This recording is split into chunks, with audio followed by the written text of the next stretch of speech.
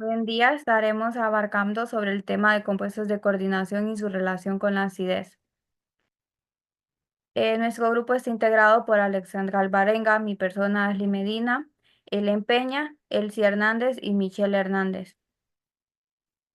Los compuestos de coordinación, también conocidos como complejos, son una especie de compuestos químicos que se generan por la unión de un metal central y sus ligandos.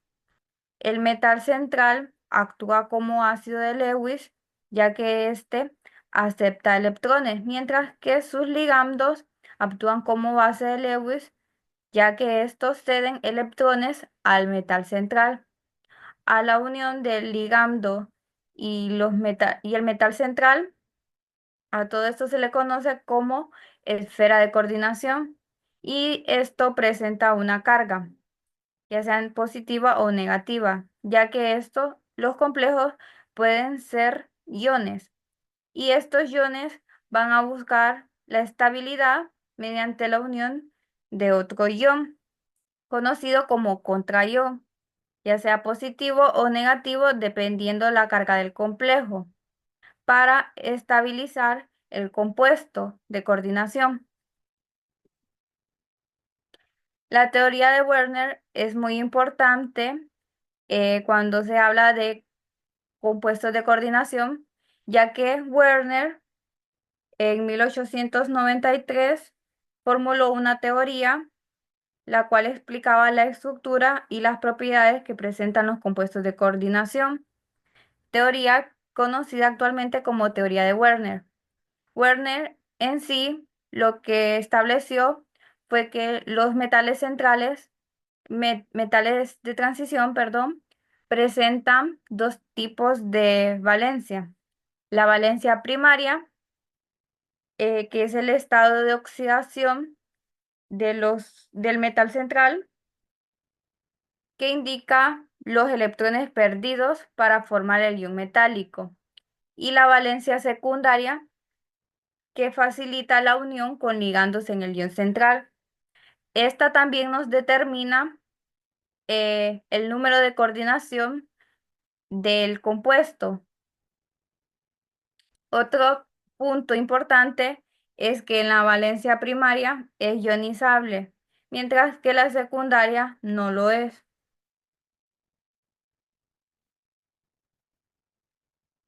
La estructura de los compuestos de coordinación. Como ya les dije, es muy importante saber el número de coordinación del compuesto de coordinación, ya que este nos determina la geometría que presenta el compuesto. Eh, En esta tabla podemos observar que nos dan el número de coordinación y la geometría molecular y algunos ejemplos. Dependiendo del número de coordinación, vamos a saber la geometría molecular del compuesto. Por ejemplo, si el número de coordinación es de 2, el compuesto presentará una geometría molecular lineal. Y pues así sucesivamente nos va a determinar la geometría. Los compuestos pueden tener una variedad de geometría, ya sea bipirámide pentagonal, antiprisma cuadrado, dodecaedro, pero las más comunes son la octaédrica, tetraédrica y la cuadrada plana. Bueno, aquí presento algunos ejemplos.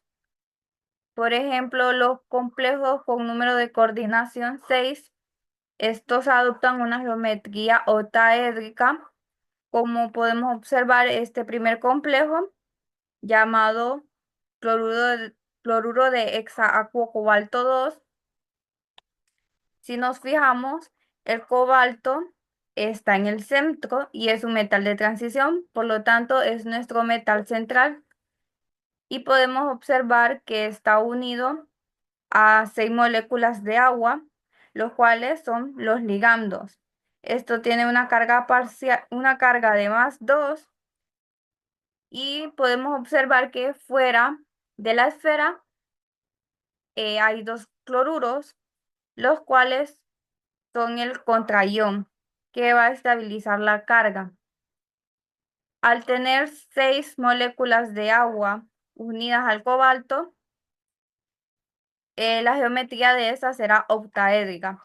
Igualmente con este compuesto, que es el nitrato de tricetilendiamino cromo 3, tiene 6 moléculas unidas al cromo y es por ello que será octaédrica.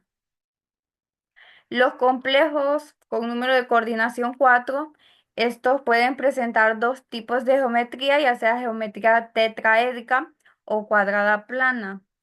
Como podemos observar en el ejemplo A, que corresponde al tetraciano cincato 2, este complejo, si observamos, tiene una carga de -2, por lo cual es un anión y no presenta un contraión.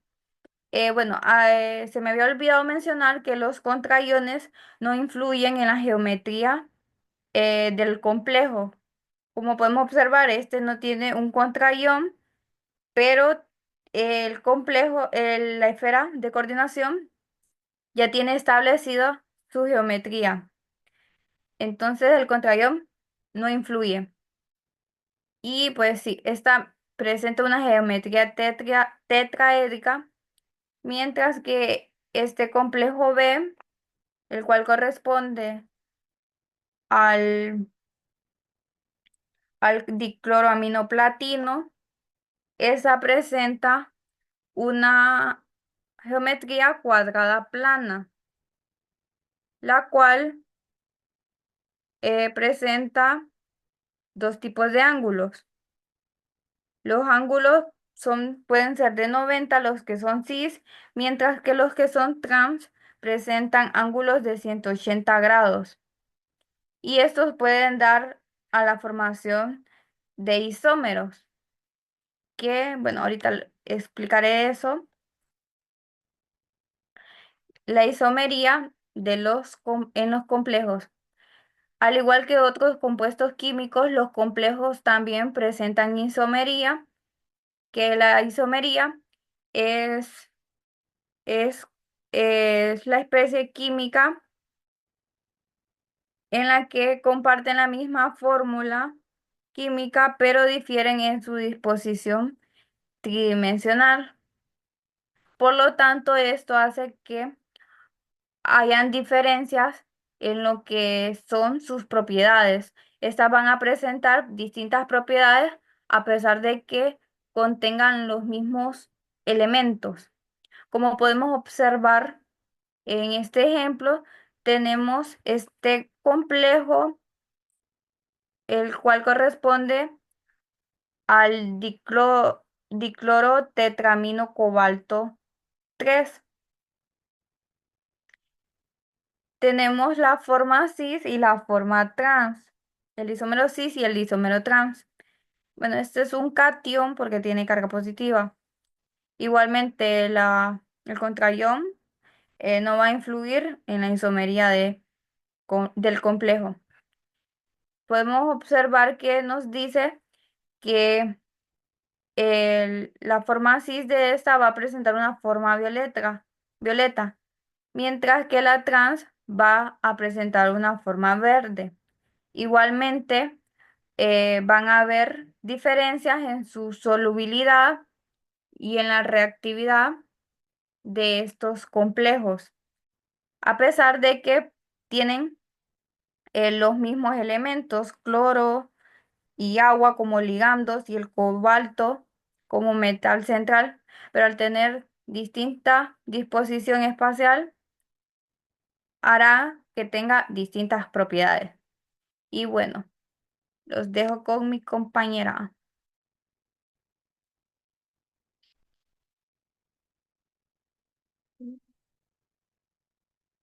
Bueno, vamos a proseguir con la clasificación de los compuestos de coordinación. Esa clasificación se va a dividir en dos partes, en el número de coordinación y en el número de oxidación. El número de coordinación va a ser el número de átomos donadores que rodean a un átomo central o un ion complejo. Tenemos el ejemplo del número de coordinación de la plata. En un complejo que podemos ver aquí, este de acá, que es el diamino de plata. La plata está trabajando con un número de coordinación 2. En el caso del cobre, pues está trabajando con 4. Como podemos ver aquí hay 4 de amoníaco. Y en el caso del hierro más 3 pues está trabajando con una carga de 6. Tenemos un hexaciano de ferrato. Y pues los números de coordinación se pueden clasificar en monodentados, bidentados o polidentados. Los monodentados van a ser aquellos que solo puedan donar un átomo. En este caso tenemos el agua, por ejemplo. Tenemos los bidentados y los polidentados, que estos últimos dos tienen un nombre distinto que se les llama agentes quelantes. ¿Qué pasa con los agentes quelantes?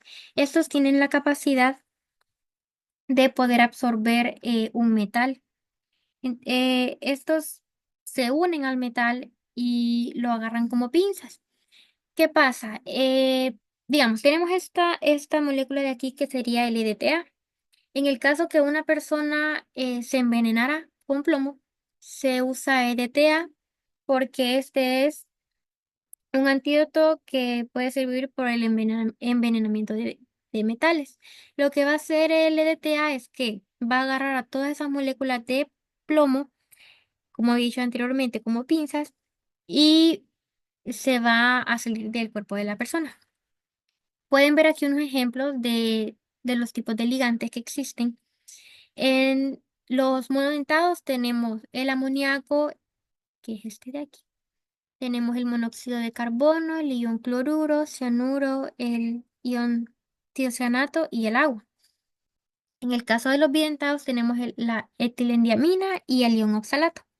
Y en los polidentados tenemos el EDTA. Pasamos a los números de oxidación. Los números de oxidación van a ser aquellos que tengan una carga neta en un ion complejo y esto, al final, el número de oxidación va a ser la suma de todas las cargas de estos átomos que estén con el átomo central. Entonces, ¿qué pasa? Em, Vamos a tener casos en donde va a haber cargas y en donde van a haber cargas, no van a haber cargas netas. Por ejemplo, aquí en el complejo que tenemos aquí presente, que sería el tetraminocuprato, en el caso del amoníaco, va a trabajar con una carga 0. Entonces, el número de oxidación del metal va a ser igual a la carga del ion complejo. Entonces, en este caso, el cobre trabajaría con una oxidación de más 2. Podemos ver en la imagen un complejo de DTA de plomo, que era lo que les estaba explicando anteriormente del ejemplo. Bueno, la estructura es la misma, solo que de la derecha está en modelo molecular. Como podemos ver, esta es la molécula de plomo, la verdecita que está aquí. ¿Qué pasa con esta estructura? Bueno, este complejo tiene una carga neta. Esto es porque el oxígeno es donador de cargas negativas y el plomo va a tener cargas positivas. En- bueno, pasamos a la parte de la teoría del campo cristalino. Esta teoría fue desarrollada por Beth y Van Black. Esa teoría se basa que existe una interacción electrostática entre ligantes y el ion central. Esta va a excluir cualquier posibilidad de enlaces covalentes o covalencia. Lo que pasa bueno, para poder entender la teoría del campo cristalino al final, pues es para saber la colorimetría que van a tener todos estos complejos. La teoría del campo cristalino se da en una dimensión tridimensional. Para eso primero tenemos que conocer los orbitales S y los orbitales P. Como podemos ver, aquí hay espines y ya les voy a explicar un poquito más adelante de qué se trata cada uno de ellos. Primeramente, la teoría, pues, se basa en algo tridimensional, entonces debemos de conocer los orbitales D. Existen 5 tipos, que son estos que estoy mostrando a continuación. ¿Qué pasa? Estos orbitales D suelen unirse formando una esfera. No una esfera perfecta, pero todos ellos se van a unir en una sola estructura. Entonces se va a ver parecido a esto, solo que imagínense que hay otros por aquí y otros por acá y así. Bueno, lo que va a pasar es que en esta teoría van a haber desdoblamientos, van a haber de campos octaédricos y tetraédricos. En el caso de los octaédricos, de 6 ligantes, por ejemplo, se aproximan a formar un complejo tetraédrico. Esto suele ser por conveniencia. Estos se encuentran siempre en ejes X, Y y Z, que podrían ser aquí. Imaginémonos que tenemos una carga negativa que está fuera de esta molécula de aquí, donde están los 5 orbitales unidos. Entonces, ¿qué va a pasar con esas cargas negativas? Estas cargas negativas van a atraer, se van a sentir atraídos por estas cargas que están acá y van a, como les digo, intentar como desestabilizar lo que hay aquí en el centro. Entonces, por eso van a haber 2 tipos de campos, el campo débil y el campo fuerte. Lo que va a pasar es que esto va a depender al final del color que pueda formar el complejo.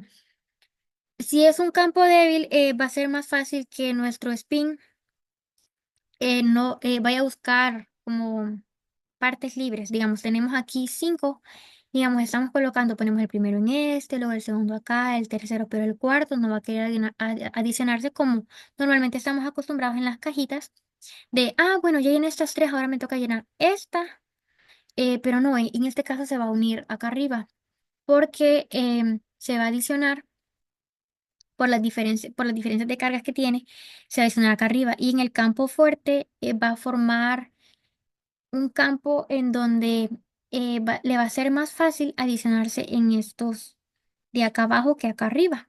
Tenemos el ejemplo del ion hexaaqua de titanio 3. En este caso, tenemos un complejo de color violeta. Esto es porque este tiene una energía de onda de 495 nanómetros. ¿Qué pasa? Cuando esta energía de onda, bueno, en el rango de 400 se ve de color violeta. Y lo que pasa es que pues se ve irradiado hacia la luz con un color violeta, pero realmente lo que está pasando es un color amarillo, porque es muy diferente del color que él transmite, del color pues, del color que es o el color que estamos viendo. En la parte del desdoblamiento de un campo de orbitales de un campo tetraédrico, pues estos es parecido al anterior. Lo que pasa es que en este caso del tetraédrico no van a venir a atacar X, Y, Z, sino que lo que van a hacer es que van a hacer a algunos, solo algunos de los orbitales, entonces lo va a atacar de manera diferente. Bueno, la geometría común de los complejos en los metales de transición es la tetraédrica, la cual está estrechamente relacionada con una geometría cúbica, que es la que estamos viendo en este momento. En esta distribución, ninguno de los ligantes está directamente orientado hacia alguno de los orbitales D. Los complejos tetraédricos pueden formar iones metales de transición tardíos, como el cobre más 2, zinc o zinc. También algunos de transición tempranos, como el titanio o estos de acá, especialmente en situaciones donde los ligandos son grandes. ¿Qué pasa con el campo tetraédrico? Lo que pasa es que como, imaginemos esto, am, van a venir distintas cargas a atacar, entonces a los espines se les va a hacer más fácil añadirse. Es como que ustedes vengan y le den vuelta a esto. Esto de aquí cambia, va a ser más fácil que se adicionen en los que están aquí que los que están acá, como pueden ver en la imagen. es más fácil que los espines puedan añadirse a este lado de acá. Entonces, estos complejos cuando son tetraédricos suelen tener colores muy vibrantes porque estos carecen de simetría, que esto prohíbe una transición. Esto puede ser porque tienen baja energía y normalmente estos absorben un rango visible bajito. Entonces, estos suelen tener colores vibrantes por esa misma razón. Y bueno, eso sería todo de la parte de los desdoblamientos. Bueno, yo les voy a hablar sobre la interacción entre los compuestos de coordinación y ácidos. Los compuestos de coordinación interactúan con ácidos de Lewis, esto a través de la formación de enlaces covalentes coordinados. En este tipo de interacción, el átomo central del complejo, que suele ser un metal de transición, actúa como aceptor de electrones y los ligandos, que son moléculas de iones de electrones disponibles, que estos actúan como pares de electrones. Entre ellos tenemos unos tipos de compuestos de interacción que tenemos las reacciones de ácidos y bases de Bronsted, que estas es una reacción ácido-base de la transferencia de un protón, un ion hidrógeno, de un ácido a una base. El ácido es un donante de protones y la base es un aceptor de protones. Un ejemplo de ello serían que muchos compuestos contienen ligandos que pueden protonarse, esto como el amoníaco, que en medio ácido puede convertirse en un ion amonio. También tenemos las reacciones de ácidos y bases de Lewis. Estos es que los ácidos de Lewis aceptan pares de electrones y las bases de Lewis donan los electrones. Eso también se puede decir que los iones metálicos en los compuestos de coordinación actúan como ácido de Lewis, aceptando electrones en los ligandos.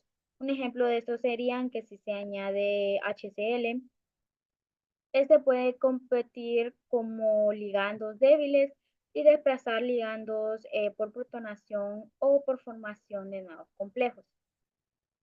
En la disociación de complejos por ácidos, estos actúan en medios ácidos fuertes, que estos se dan porque los compuestos pueden disociarse si los ligandos son susceptibles a su disociación, a su protonación.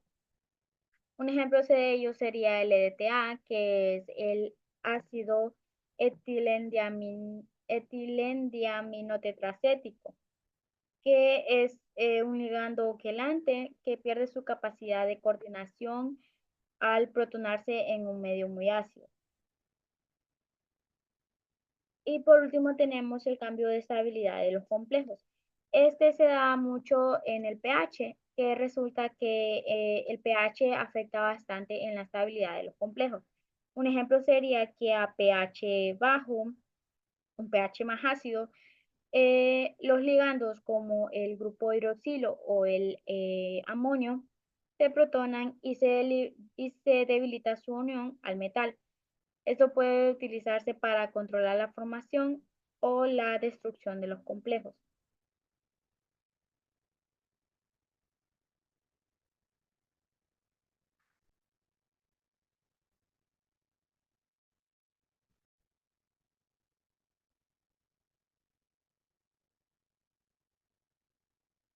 Bien, yo les voy a hablar sobre los métodos de medición de acidez.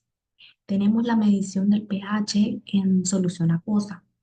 La medición del pH se basa en la concentración de iones de hidrógeno, H más, que están presentes en una solución acuosa.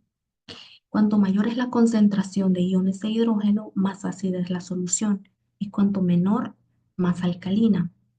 El pH se puede medir utilizando indicadores ácido-base, un potenciómetro o un pHímetro. En este caso se disuelve el ion de coordinación en agua y se mide el pH con un pHímetro. que es el electrodo el que mide la actividad del ion H+ en la solución. Este método es preciso, cuantitativo y se puede utilizar para soluciones muy diluidas o coloreadas. También tenemos la titulación ácido-base, que se utiliza para determinar la acidez de ligandos coordinados como agua, aminas, etc. Es una técnica cuantitativa que nos ayuda a determinar la concentración de un ácido mediante su neutralización con una base fuerte, como por ejemplo el NaOH. Y este nos permite calcular el pH, el Ka y la cantidad de H+ que están liberados en la solución. Esto relacionado con la acidez del complejo. Tenemos también la espectroscopía ultravioleta visible y la espectroscopía de absorción atómica. La espectroscopía de absorción atómica y la espectroscopía ultravioleta visible son técnicas analíticas que se utilizan para estudiar la absorción de luz por las sustancias. Ya que algunos complejos cambian de color al protonarse o al desprotonarse, y se pueden seguir estos cambios espectroscópicamente en función del pH, que es lo que permite estudiar su estabilidad frente a la acidez. También existen otros métodos de medición como la conductimetría, que es la que mide los cambios de la conductividad eléctrica en la solución y es útil para cuando se liberan H+ o H u otros iones al modificar el pH del complejo. Tenemos la calorimetría, que mide los cambios de entalpía en reacciones ácido-base y que es útil para conocer con precisión termodinámica la acidez del complejo. Aquí tenemos el resumen de los métodos de los que acabo de hablar. Está el método del pHímetro, que tiene una precisión muy alta y su aplicación es en todo tipo de soluciones. Los indicadores, que tienen una precisión media-baja y es en soluciones claras. La titulación, que tiene una precisión alta y es en análisis cuantitativo.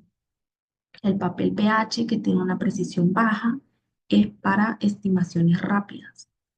La ultravioleta visible, que es para alta y es en complejos coloreados, como lo había mencionado anteriormente. La conductimetría, que es media, y es en la liberación de iones. Su aplicación es la liberación de iones. La calorimetría, que tiene una precisión muy alta, y su aplicación es en la investigación. Ahora le voy a hablar sobre ejemplos de compuestos de coordinación ácidos. Los compuestos de coordinación ácidos son aquellos en los que el complejo actúa como un ácido que puede donar protones H+ o aceptar electrones. En la química de la coordinación, un compuesto de coordinación ácido puede tener ligandos o estar acompañado por ácidos.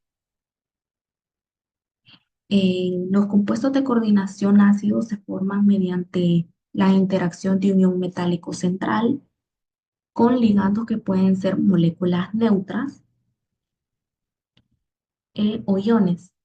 Generalmente es un metal de transición con orbitales D que están disponibles para formar enlaces de coordinación, como por ejemplo el hierro+3, el cobalto+3 y el platino+3.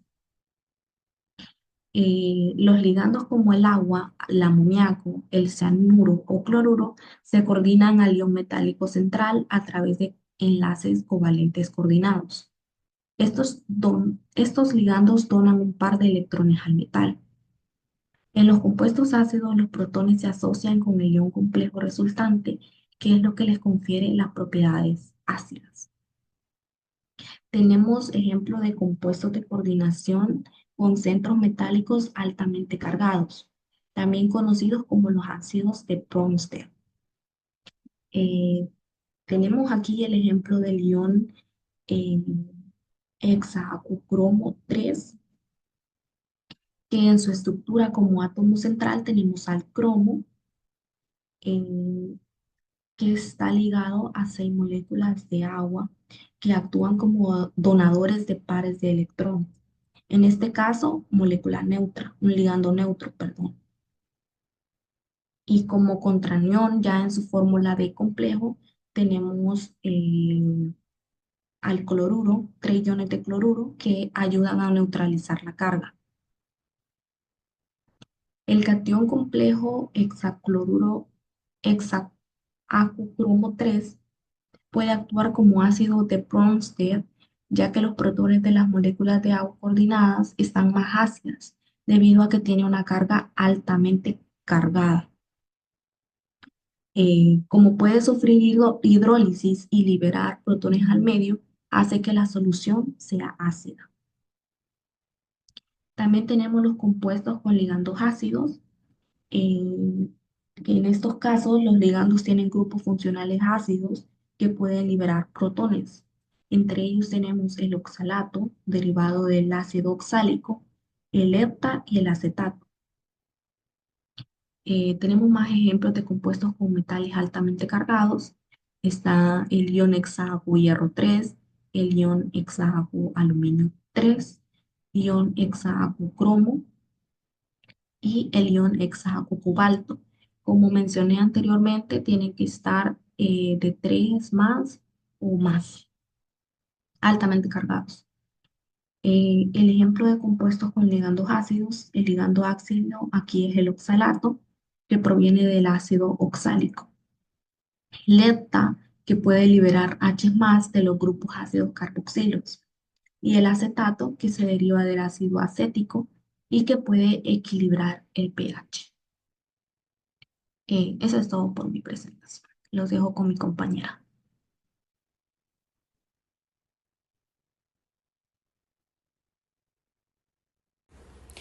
Hola, yo soy Ellen. Les voy a hablar un poquito sobre la relación que tiene con el pH y algunas aplicaciones de los compuestos de coordinación. Bueno, la acidez en compuestos de coordinación se pueden ver desde varios aspectos. Una de ellas es la acidez del ion metálico. Los iónicos metálicos con alta carga y pequeño radio, como el aluminio más 3 o el hierro más 3, tienden a polarizar las moléculas de agua coordinadas, facilitando la liberación de protones o iones hidróneo. Esto hace que las soluciones de algunos complejos sean ácidas. Otra de ellas es la influencia de los ligandos, o sea, ligandos como el agua pueden actuar como ácidos de Bronsted, liberando protones al medio. Ligandos más básicos como el amoníaco pueden estabilizar el metal y reducir la acidez de la solución. En equilibrio ácido y base, algunos complejos presentan equilibrios. Esto contribuye a la acidez del medio. Bueno, en aplicaciones prácticas, una de ellas es el tratamiento de agua, que esta se puede hacer de diferentes maneras, como ser eliminación de metales pesados. Los compuestos de coordinación pueden formar quelatos con metales pesados como plomo, mercurio, cadmio o arsénico, facilitando su remoción del agua. Por ejemplo, con el hepta es un agente quelante clásico que forma complejos solubles con estos metales, los cuales pueden ser luego filtrados o tratados. Sensores y detección de contaminantes. Algunos complejos metálicos cambian de color o fluorescencia al unirse con ciertos contaminantes. Esto se usa para detectar iones tóxicos como cianuro, fosfatos o nitratos en agua potable. Monitorear la calidad del agua en tiempo real con sensores químicos basados en su coordinación. Otra de ellas es la actividad antimicrobiana y desinfección. Metales como la plata, el cobre o el zinc en complejos tienen propiedades antimicrobianas. Por ejemplo, el ion diaminoplata se usa para inhibir el crecimiento de bacterias en sistemas de agua potable. Otra de ellas es la fotocatálisis para degradar contaminantes orgánicos. Algunos compuestos metálicos actúan como fotocalizadores al activarse con la luz visible o con luz UV. En estos complejos de hierro u óxido de titanio dopado con metales para la degradación de colorantes, pesticidas o fármacos. También tienen aplicaciones en otras áreas, como ser en medicina, que es en el uso de cisplatino, en quimioterapia o también en catálisis, que son ligandos que modifican la reactividad ácida del metal. Bueno, y podemos concluir que los compuestos de coordinación no solo son importantes estructuralmente, sino que también interactúan con la acidez del entorno, afectando reacciones químicas, estabilidad y aplicaciones tecnológicas. Su comportamiento ácido-base puede aprovecharse en la industria, en la medicina y en la química analítica.